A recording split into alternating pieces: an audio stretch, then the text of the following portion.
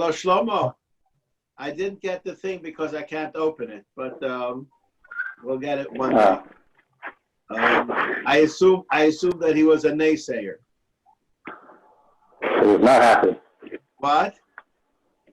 He was not happy. Rabbi Schechter, if I'm not mistaken, was so anti. He said that you shouldn't even say Adam Zmiris. How do you like that? You like that? That's like taking it very serious. All right. Yeah. Okay. Here we are. We're back. No, the truth is, I mean,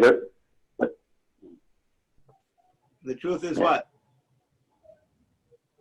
Saying that the Rav doesn't like when people daven in the Ezras Nashim.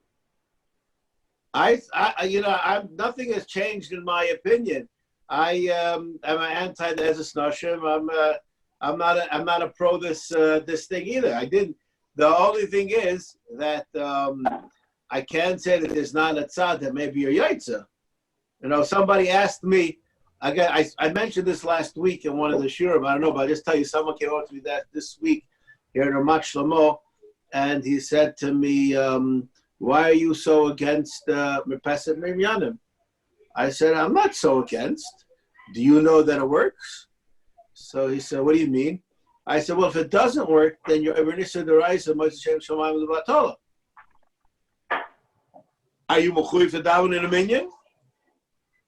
So according to the Lashon Shulchan Aruch, right? So I asked him. I said, "So where do we start? Who's the muhsik and who's the maitzi?" That's a very important question. Who's the muhsik and the maitzi? So I will say that there's an aspect of b'diavad. So there's b'diavad for many different reasons. Different people have different b'diavits.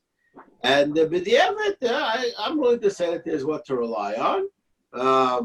It's very mechudash, a lot of chidushim involved. But what to rely on. But to be proactive is another question. You understand? That's always, these questions are, in my opinion, that's not going to be so simple. What should one do? I don't know. What does he say, Rabbi Yosef? He said it's a bracha l'vatala. Bracha l'vatala. Okay, that's fine. Apparently, the news article didn't quote him completely, and apparently he does say that the Mishnah Berurah is lenient, and if you are hold of the Mishnah Berurah, you can rely on that. But that wasn't published. I was trying to tell you something. What is called Shas Atchak? It's a very interesting question. In other words, what is called Shas Atchak? Different kinds of situations mean something different. I'll just, if you're supposed to be doing something and you can't do it, so then that's one kind of Shas Atchak. If you're not supposed to be doing it, then it's not Shas Atchak. You're just not supposed to be there, right? So this is there's what to rely on. But who says you have to go there? That's basically the question. So that's what I said.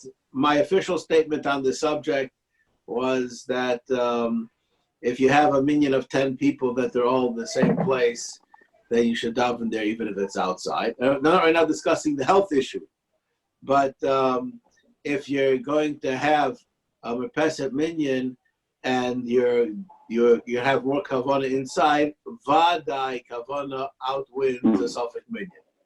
That was my. I don't know. It's recorded nowadays, so you could probably check it up. I didn't change what I said, but there are other poskim who wrote very strongly for it.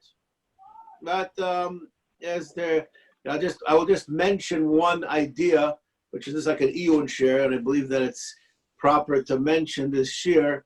Rav Moshe Sternbuch in his tshuva on the subject, so he discusses the idea that if you have Rosh Hashanah that goes in between one side of the street or the other side of the street, so then it's a different Rishus and it should break the minyan up. So he suggests, he said, since the halacha is that Rosh Hashanah only goes up to Yud Tfachim, if the porches are higher than Yud Tfachim, then it's okay. Now, I'm not right now going to discuss the issue bimlu'o, but just I think it's enough to say that he understands that it's not so simple, right? You understand? That's a thing that needs to have a big riot to say that that's true. And he even, whatever, but there are many questions involved. And I would just like to say something which, please don't quote me on this in 2 months' time, because in a different environment in Mitzvah Hashem, things are different. Someone one time told the Chazon Ish that he wants to fast on Tisha B'Av, even though he was a chayla. So the Chazon Ish says, "You're potter." She said, "But I want to fast." So the Chazon Ish says, "So you could fast, but you can't have Tisha B'Av. You're potter from Tisha B'Av." So there are many times there are people who want to do something that makes them feel religious. But it doesn't mean that you're Makayim a mitzvah. It just gives you that feeling. So if that feeling is important to you, fine, but it doesn't make it a mitzvah at all. I didn't say that that's true in this case, but when you're going to be looking to do it, which is, and I'll just use this as an example, which is more glorified, to take what I say, take a guy who has a pony and break it in half and have him have payas. You took a guy who was irreligious, you made him from, you got 2 long payas on the side. Is that great? Or you got a guy who was only learning Mishnayos and now he's learning Gemara. When did you do more for Hashem? It's like not so glorious to have a guy go from Mishnayos to Gemara. You won't even get, written in the Mishpacha magazine or something like that, right? Nothing's going to happen to you that's too exciting. Right. So, you don't want to do something negative. What? That's the issue. For me, the issue is you don't want to do something negative. Yeah, I understand, but they're saying people want to daven with a minyan. So there are many people who it's important to them to have structure in their lives. There are many people that if other people are davening, they daven better. There's a variety of reasons. But the question over here is, what if you have no reason? This is what I said when someone asks me, I have no reason. And I'll just tell you, my son, we had a discussion about this. I didn't really check it out. The Gershon Edelstein, he wrote yesterday about the situation and what to do. And I saw it very quickly. My son showed it to me. And he says that better daven inside. And if you want to daven outside, then these are the ways that they do it. I said, I don't remember saying it that one way over the other. He just said that both are legitimate. I didn't have a chance to check it out to see which way it is. But Vadai, I will say that in America, I know of a very famous doctor in Muncie that he told the people the 2 meters doesn't help because there are a lot of winds. I know now that they're having it with your masks out outside, that's Vadai, that's better,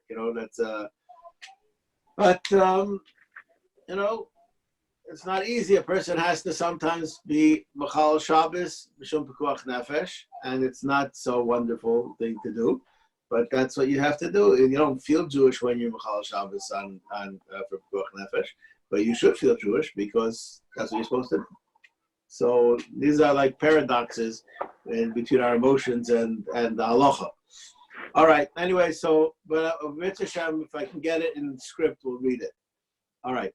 I'd like to go back to last week's Mishnah, revisit it, and I found some things that we are in Perek Beis Mishnah Yud. Okay, Mikvaos for those who need a splash of cold water. We say, we can't have a mikvah. So very good. Okay, here we go. Okay, mikvah. I can read it over here. I can look at all of you. Mikvah sheyesh bo arboim sa mayim betit. Avlaz oimer matvilim b'mayim ve'matvilim betit. Yeshua oimer matvilim betit, b'mayim ubetit. You can use both of them. So we'll have to discuss what does that mean. Uvezetit matvilin betit shamayim tzofin al gabo. That means that the water floats on top of the tit. we'll just translate it loosely, no pun intended. That means that it's not a thick mud. Though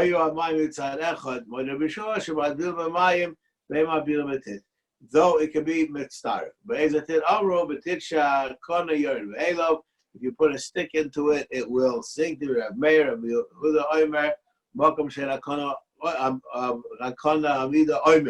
Doesn't stand in it, it'll fall over.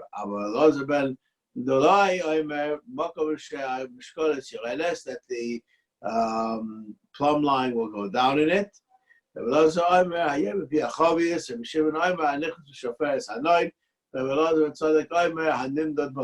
Anything that's measured in a liquid measure. All right. So now we're going to go back to the beginning of the Mishnah. We can get rid of the Mishnah now, so to speak.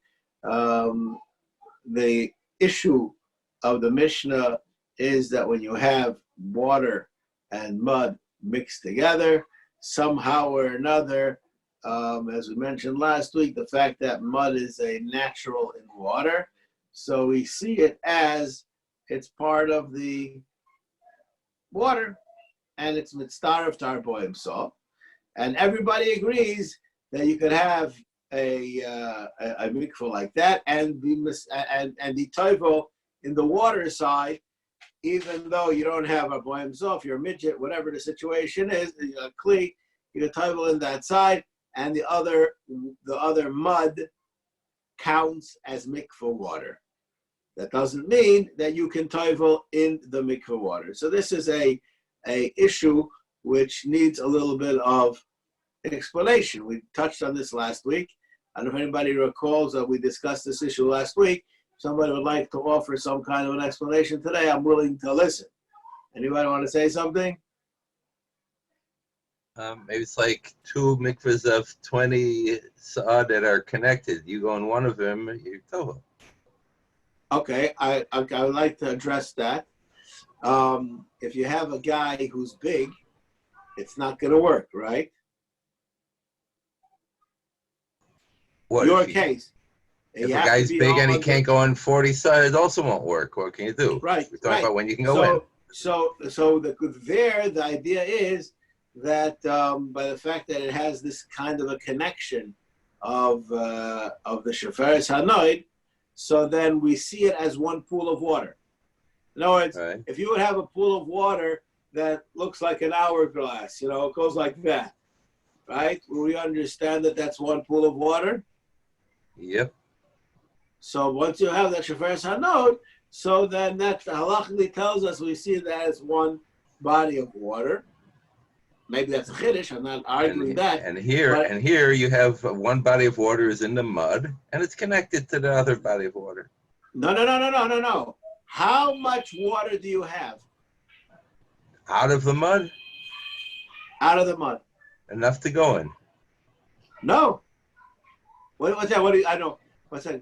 What enough to go in? I don't know. You could be a lawyer. Enough to be dunked. Enough to get yourself totally submerged. But you don't you have to toivel in a body of water of our boim saw? There is 40 sa'ah. Just part of it is locked up in the mud. Oh, that's not so simple. It's like the two mikvahs. You're going to 20 sa'ah, and it's there. That's not so simple. That's true. According to many poskim, the Chazon Ish says clearly that the mud part of the mud is with starve to the shear. The mud itself. The mud itself, the mud of the mud, not the water of the mud. The clay. I don't know what you want to call it. The dirt. So I don't know. If you had a mikvah of 38 sa'ah and you put 2 sa'ah of dirt in it, then it became mud. That would be a mikvah? Yes. That's what he says. That's a tremendous chiddush. Why? Because you don't have the water there. You filled up a mikvah with dirt. It should be lo malef or lo morid maybe, but it shouldn't be counted as water. So I guess this is very important. This concept, because I didn't see anybody who makes this connection. This is my own that I'm using this idea. I do believe that it's correct. The halacha is, we spoke about this last week, if you use fish oil, so that's not chaytzitz, we look at it as water. Things which are briyasa min hamayim, we have a din like mayim. So the Chazon Ish says clearly it's mitzaref, and the reason why is because we see that it's water. Now, I'm going to ask you another question, which I don't know the answer to exactly. When the Beis Yosef asked the question, a person is allowed to tovel in snow. Is it possible to tovel in snow? What is my question? My question is that there are crystals. No, I don't think you can tovel in ice, and if kosher can, you can't tovel in snow, because there has to be room around you. How did you get into the ice? I mean, the only way I can think you could tovel in ice is the person would probably be dead, because right? There's differential in temperature, and there has to be gaps of air. Sheffer, what do you say? You have a stack of hay. In the picture sukkah books, if you have a stack of hay and you dig out a hole, and then you go and sit in there in the sukkah, you could do the same thing with the snow. You have 20 feet of snow and you dig out and then you go inside it. But can I ask you a question? If somebody be on top of you and he would press down on the snow, it would become denser, because there's really air in between the particles of snow. It's not, theoretically, if you would, I don't know, there's probably some scientific way of doing it, find out where the snow is touching, and you'd see that it's not touching every part of the surface. In the sukkah, you don't need to be touching every part of the sukkah. You told us a week ago you don't have to be touching, if you're in the mikveh, your feet don't have to be touching every drop of your foot, doesn't have to be touching the water. You're allowed to have some. Because of some new halacha called Mayim Mikatim, which is the halacha we're discussing right now. So this snow stack is there before you got inside it. It's not below you, but it came before you. I would like to ask, if a person is in a submarine, is he tovel? Not halachically. Okay. Okay. What if you have air bubbles in the mikvah? An aquarium aerator. I will just tell you, this is a fascinating thing. There's a sefer on Tfilas Kelim written by somebody named Tzvi Koyen. I don't remember exactly what page it was that I saw something which he wrote about air bubbles in a thermos when you tovel it, and I didn't like what he wrote at all. This is many years ago. This is in the years of Asimonim, which I have no idea how long ago that was, but it's before telecards. We'll just leave it at that, okay? And telecards are before cell phones. So I don't know exactly what we're talking about, but it's over 5 years. Let's just leave it at that, okay? Anyways, so I complained to him about what he wrote in his sefer, and he took very seriously my complaint. And he told me that this line was written under the direction of Rav Gedalia Nadel. I know was an unbelievable genius, a fascinating individual who lived in Bnei Brak. And he said, I'm not willing to change my mind until I speak to him. Call me back in 2 weeks. I called him back in 2 weeks, called him back in 2 weeks again, until it became apparent to me that he was scared to speak to Rav Gedalia Nadel about my issue, and I dropped it. Since then, now this is like many, many years ago, I met once Reb Zalman Nechemia Goldberg, and I asked him the following question. I said, I've noticed this myself. I noticed this when you wash Negelwasser, that if you look at your hands many times, I don't know what it has to do with, but you could actually see air bubbles, that the water doesn't actually touch every part of your skin. I don't know if it's because there's oil on your skin. I don't know but I think we're all familiar with this fact. So I asked him, I didn't tell him like this, but there's a tshuva in of the Maram Chabiv, fascinating tshuva, where he discusses if air is a chatzitza. The Gemara in Zvachim discusses if there's air between the big day kahuna and the person's body, that could be that that's a chatzitza. Now, if you think that that's interesting, the Maram Chabiv asks the question, when a person puts on tefillin on his head, so he's holding them over here, there's a concept in halacha called kluta kamisha huncha. The fact that it's in the area, it's called about to land, it's as good as considered it's landing. So he wants to know, are you yotze? Okay? So I've had this discussion with many poskim. There's a choveret which Naftali Kaplan gives to me whenever it comes out called, I think, Aliva de Hilchasa.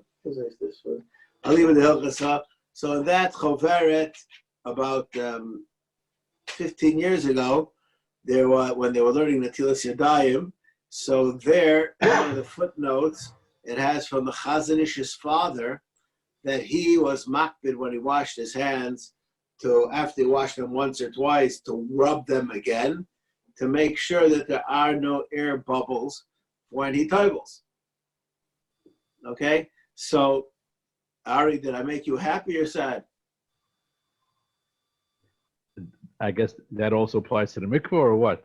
He would go So to the mikvah and rub I'll tell you, the Taz actually says that the reason why a lady toivels in the mikvah twice is because maybe there's some place the water didn't get the first time, and maybe the concept what he's referring to is exactly what we're talking about now. I'm not 100% sure, but it could be, but it could also be that air isn't the chatzitza. But as far as the question I asked Sheffer, which is not a fair question, the answer is that in order for a person to have a chatzitza, he has to be in the water. So until you stick your toe out of the submarine, you're not toiveling. The fact that, because people in China are toiveling because they're on the other side of the ocean, you know what I mean? That's ridiculous. You have to be at some point in the water, otherwise it's not called a tefillah at all. At least some extremity of yours has to be in the water. Then you could start to have a chatzitza. But if you're not in the mikveh at all, it's not a chatzitza, it's just not a tefillah. Okay, that's the answer to that question. But anyways, the question of the water, the mud, now going back to this, what? The snow. The snow. Snow. So I'm just saying the snow, as I'm telling you, the snow, it is not it's not dense. And on your skin, there are places where the snow is not touching. And it has to be that way. It just has to be that way because the snowflakes, they pile up one on top of the other, and there are air holes in between. So that's why it's good insulation.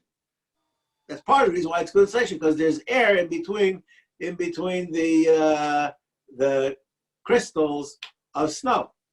That's why you can take your snow and even in your freezer and you can scrunch it because there's air inside. You can't do that to ice. So on your surface, there is air bubbles. So the question that the Beis Yosef asks is, how can you toivel in snow? The snow isn't touching you everywhere. What's the amount of air that would be a problem? You look it up on your Google. I'm just asking, if you're gonna go anything on the atomic level is space in between everything also. On molecular level, there's space. On every level you look at, there's space.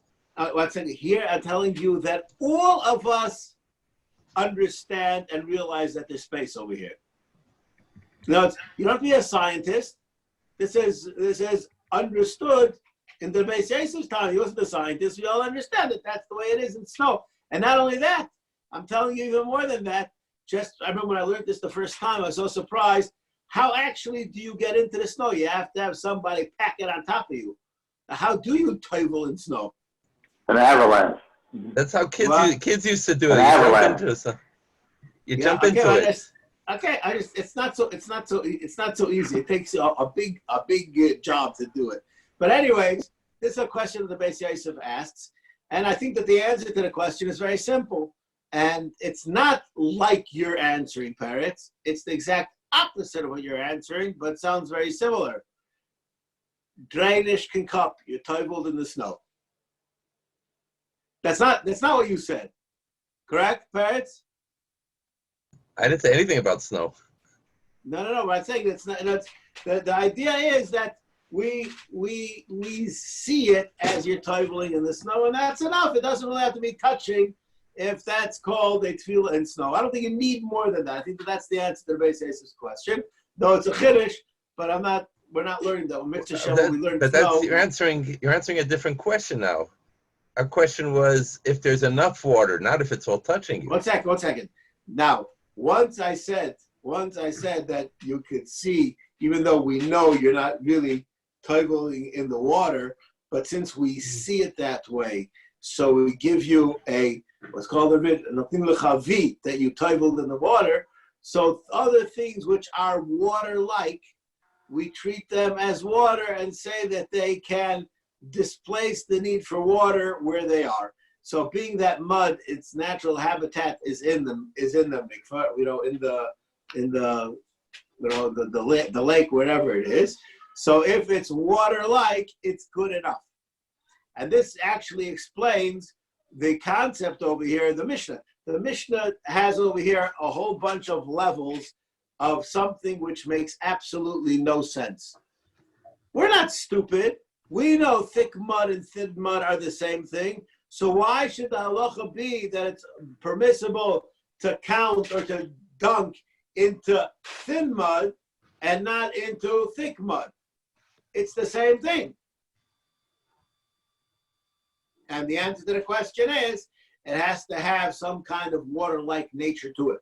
So we're not discussing technically what it is. It's the same thing. But it has to have that kind of I don't know what the word is. It has to have some kind of watery consistency. Viscosity. Yeah, okay, fine. Thank you. Okay, I'm happy to hear all of you are with me here today. Anyways, that's the concept of the Mishnah. Now we understand, so that's what having a machlokes at the end of the Mishnah, exactly how dense the mud has to be in order for it to become problematic. Would that density apply to snow also? I think Snow is totally kosher. Why would it be? Why would it need that? No. He's talking about when do we perceive you being toiveled in snow? Listen. If it's thick snow, if it's slush, if it's I want to ask you a question. We'll learn about this in Mitzvah Shem when we learn about colored water, but sometimes in my house in Yerushalayim, I don't know when it is. When you take water from the tap, it comes out with air inside of it, and it's white. And you have to wait, a few seconds or half a minute till it all bubbles out. And if you actually put your ear to the cup, if nobody's watching, if someone's watching, I think you're really strange. But if you put your ear to the cup, it actually sounds like soda, fizzing, right? So that's actually a discussion in the poskim. Are you allowed to wash your hands with white water? Is it called discolored? Now we know what it is. There's no question, okay? But I'm asking you a different question. If your water is white water, like we just described, and it's 40 saw, is that good enough, or you have to wait for all the bubbles to go out? I don't know. Anyone who goes in the water, it makes bubbles. You have to wait till the water totally settles. Don't be Jewish and answer my question with a different question. Oh, answer my question. If you have 40 saw right now, and if you come back in a half hour when it's not going to be white water rafting anymore, it's not going to be white anymore, it's going to be 39 and a half saw, can you toivel in it right now when it's 40 saw? I would imagine so. Do you have 40 saw of water? Yes. Okay. Yes. Ba'asher Husham. Okay. Ba'asher Husham. Okay. If you total it at 40 degrees or you total it at 90 degrees, at one temperature you will have 40 saw, one temperature you may not. Why is that? Because it expands with the temperature. All right. Okay, that could be. Anyways, I'm willing to accept that answer. But lo mishana, the bottom line is because that it goes by our perception the way we see it, and not necessarily reality that we're aware of. We're not denying the scientific reality. but it's just insignificant in the way that the halacha measures the way what we have. That's what making that clear. So anyways, can you tovel in seltzer? That's basically what about Saratoga Springs? This is not this one, not this seltzer. Yeah, okay, not that one. Okay, fine. We have social distance over here. Anyways, but the Saratoga Springs, you go. That's could you be tovel in it? That's all. Yeah. So I'm telling you, I believe that you can because we receive it as water. And that's the end. That's the end. Even though, but I'm talking about as far as the shear is concerned, right? We'll incorporate into the shear what's not part of the shear. This is like bread and challah. This is just mentioned this is a very important. I'm sorry, I should put this on the chat of this thing. It's a very important halachic issue. Ilchas challah, which we learned in this share when we're learning Zroim. When you buy flour, whole wheat, 80%, 70%, you could buy it in different amounts of whole wheat. So the way that it's done is that they take out all of the bran and they put the bran back into a certain level. That's the way that it's done. Now the halacha is that bran is counted as wheat when you're making a shir challah. However, if you took the bran out, you cannot put it back in and it should be considered a shir challah. So even though a person has X is called a shir challah, I'm not getting involved in what a shir challah is. If you have one of these flours that they take the bread out and put it back in, you need a larger amount to be chayiv and challah.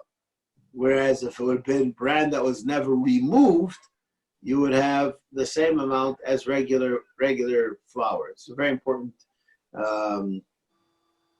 practical halacha. Just mentioned together with that there's a percentage of since the challah is really done by volume, not by weight. If you have whole wheat flour, according to many, you need I think a third of a kilo more, something like that, to have a shir challah, because it's heavier and it takes up less space. Just some practical halacha over here. I apologize for the getting off subject. Anyways, I would like to discuss at least two of the different. What's my paper now? Two of the different. Here it is. Here's my paper. Okay, have it. Would Okay. the white bubbly water be considered mukin? What was the word? Mayim mukin. We have that in Parak Aleph, like discolored or. That's a shayla. The Minchas Yitzchak says it's not called discolored because we really know what it is and it's not in the water. It's just something. Let's say you have a fish in the water. It's not going to be discolored. You just have this water air in there.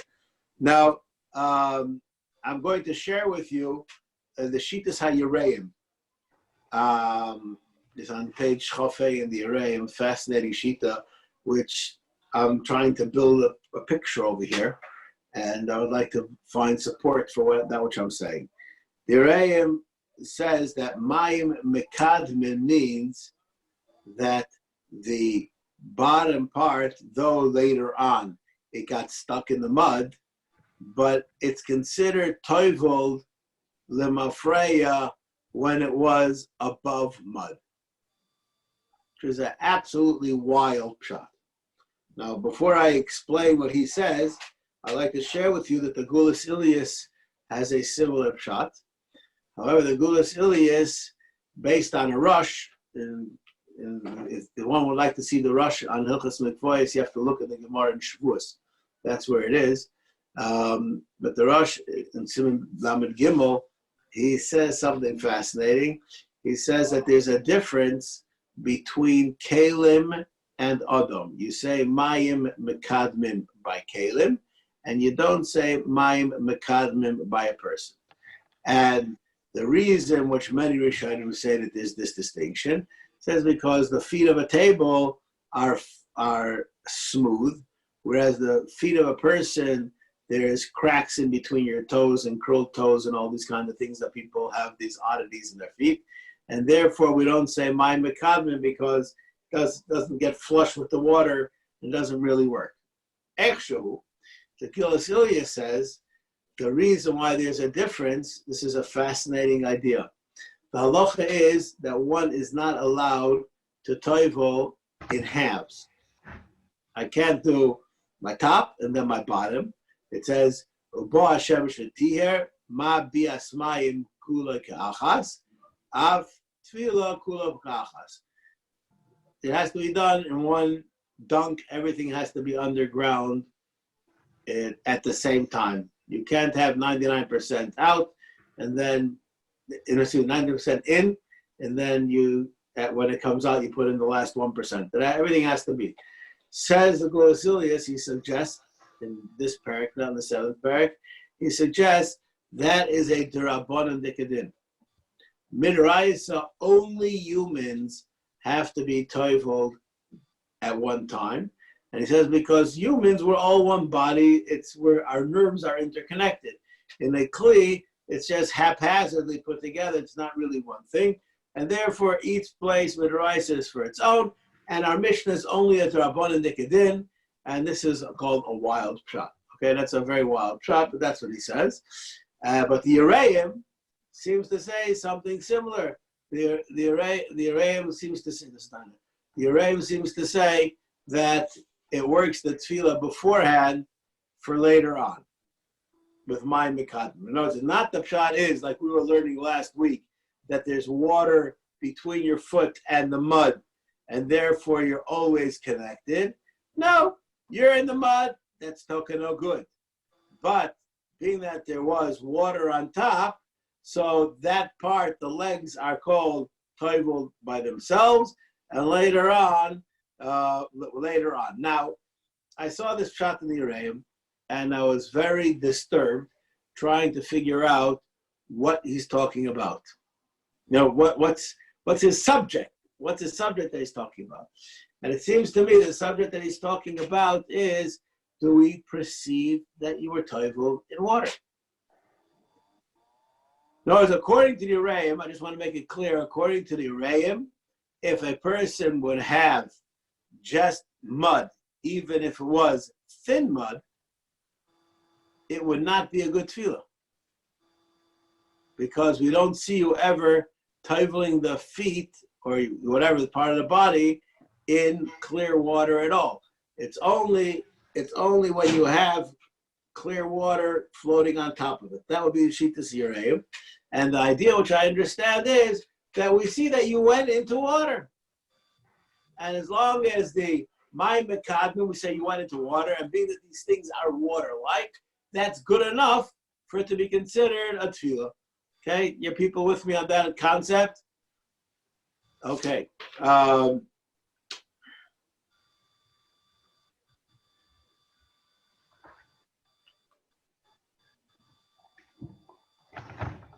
Okay. The Mishnah Achroina, let me go over here. The Mishnah Achroina, he has an issue with the kasha. That Taisus Yantav asks, what does this my mekadmin mean? And we already discussed last week that there's some Rishonim who say my mekadmin means that the water got in beforehand, or there's somehow this loose connection of water. He has a different approach.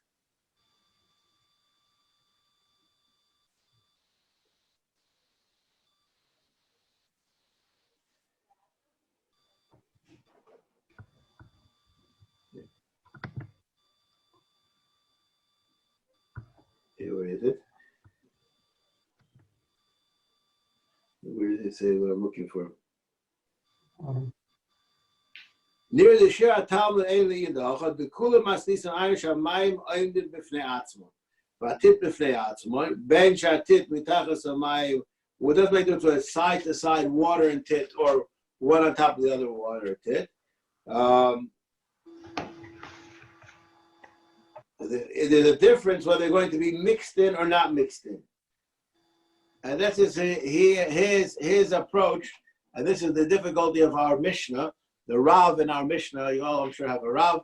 The Rav says that our Mishnah is talking about my Mekadmim, and it goes into discussion about how thick the tit is. If the idea is my Mekadmim means like those Rishonim, that there's always your foot is enveloped by water, and that you don't have a chatzitza issue, that would be true even if you were in thick mud also, which is actually a Mishnah later on. This is the problem. This is one of the problems with our Mishnah. So to answer that question, I just want to answer that question with the Mahalach of today, is that the two things actually do work together. Being that we see that you are toiveling in water, so then we can imagine, so to speak, that there is a water level water in between the foot and the mud. If we see it that the water over there, the mud over there is very thick, so then we're not necessarily going to say the same thing. We'll have to explain the Mayim Mekadmin differently. Yes, if indeed there's Mayim over there, it'll be good, and if not, not. But the Ma'aseh Tefillah that a person's doing has to be in a place which we consider it as he's toiveling in the water. If you're not going to be toiveling in the water, it's not going to go. In other words, a person somehow had his feet in the water and then in the mud, and then, let's just make the suggestion, person had his feet in the mud and then you filled up the mikveh around him, what would be the halacha? Now, obviously, there's water in the mud, as Peretz pointed out, right? That's for sure that that's water. But being that it was in the mud, we will see it as mud only. And even though later on there's an abundance of water, we're not going to say my mekadmin, because we're not going to relate the mud that we saw as mud as water. We're going to relate to it as being mud, and it's not a good tefillah. Okay, we'll stop over here. No, but I didn't understand. So what's the difference between thick and thin? What? If it's thin, then we won't have to have that tonight, because we see it all as water. It's mitzdarif. We don't need that. So the chiddush with the bed is even, but the bed is even if it's thick. And that's because it's a different understanding. Because it went from the top down. So right. So we're saying, what did you toivel in? You toiveled in water. Whereas if you filled up a mikveh full of loose dirt, I would say that it would be a good tefillah, even though the water was added second, not first. But aren't we saying in our mission over here that that this only works if it's thin? Yes, because we're talking about the concept we're trying to say is if it was filled up from the bottom up, not when you went in. Then we'll see it as water. My mekadmim means in our Mishnah, we see mud as water. And my mekadmim in the Mishnah Zion, means that we say that the water came there before the mud. Different concept. Okay. Thank you all very much. Have a good night. Yeah. Could I ask a question? Good night. Please. Just before everybody goes, tomorrow, Mitzvah Hashem, we're starting a new shir at, I don't remember what time. 8:30. 8:30 for those who would like to try it out. We'll see what's going to happen. Okay. Yes, Sheffer. A Moel question. Okay. If a Moel was to do a bris this morning, would he wear gloves? I'm not. You're asking me a halachic question. If there's medical reason to wear gloves, it's 100% permissible. No, I'm asking because of the situation today. No, I understand. I don't know. I'll just tell you, I had brisim since this has gone, and I wore gloves. Okay. Now you want to know if I think that you have to? No, I did. That's what I did. I just tell you. Want to know what I did? I wore gloves. If you would be a Kohen and you were duchen, would you wear gloves? No, you're not allowed to. If you would be a Kohen in the Mikdash, would you wear gloves? No. Okay, thank you. 1 second. I just want to answer your question. In Hilchos Shchita, there's a whole discussion about shechting wearing gloves and doing kisei adam wearing gloves. And one of the Rabbanim that I was very close to in America, he has a tshuva about this also. But all of those in the Beis Hamikdash, there's a chatzitza issue, which doesn't exist by shchita or by milah. And the reason why one shouldn't do it, where the place will say one shouldn't do it, is because of the bizayin. I was standing this morning next to a fellow who davened in a minyan outside, and he told me that he took a safety pin and he pinned his tallis together, over his nose and mouth, because he didn't feel that it's covered to daven in front of HaKadosh Baruch Hu looking like a cow with a muzzle on. Okay? So he asked me, what do I say? I say that if you had a daven underwater and you'd be having your air tank and your snorkel on, I would think it would be pretty okay if that's where you had to be, right? So I said, if the Metzias demands that you wear it, it's not a lack of derech. Yes, we would like you to do better. So here we have an issue. Is there a health issue? So the question, in my opinion, falls off.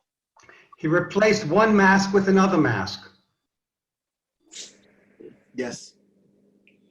Yes. In Birkas Kohanim, there's not a problem with the gloves? Well, there is. I didn't catch that. I didn't answer you. I didn't hear that you asked me that question. Birkas, I don't know. okay. I'll have to take a look. No, it's fine. You don't have to. Thank you very much. Okay, have a good night. Good night, everyone. Bye-bye.